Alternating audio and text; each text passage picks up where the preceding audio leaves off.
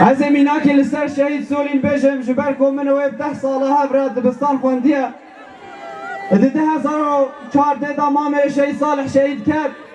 و دمه خاله و شهید رشید ده پرورده دا 6 مهابی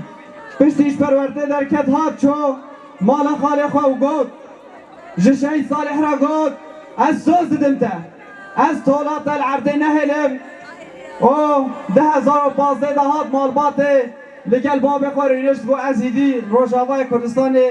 کار ناکن از سوزا هر چهار پارچه کردستان بدم جبوی از گل کردستان آزاد بگم و جبوی از خوینا خالق العبد نهدم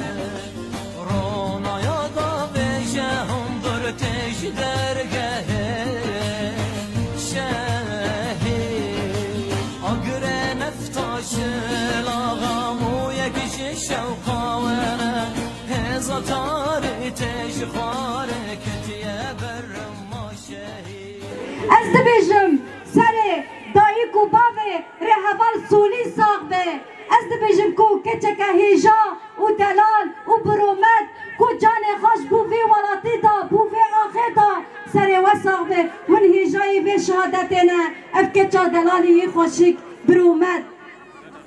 از دبیجم سر دایک و باوه هوال میتان ولات ساق به کو خورتکی هیجا و دلال هر دره دخواست کدنا به قادا شر دابه و دخواست کله که حوالی خوابه و حتی کلی خواهی داوی تکوشی که شر کر ابیم سر و ساقبه ای دایک و بابی و دلال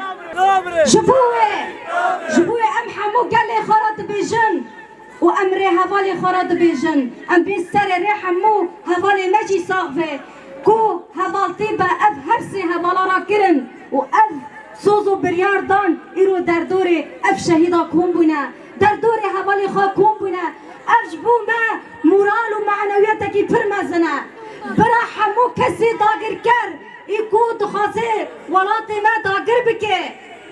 ایکو دخوازه ایریش بکه ایکو وی یکی تیا گلی کرد یکی تیا گلی سوری قبول ناکه او تیک بچن ایکو سر بکه اف شهیدن ایکو بسر بکوه اف گلن ایکو بسر بکوه اف شورش آزادی کردستانیه برای هر کس زنگی ما بمیسه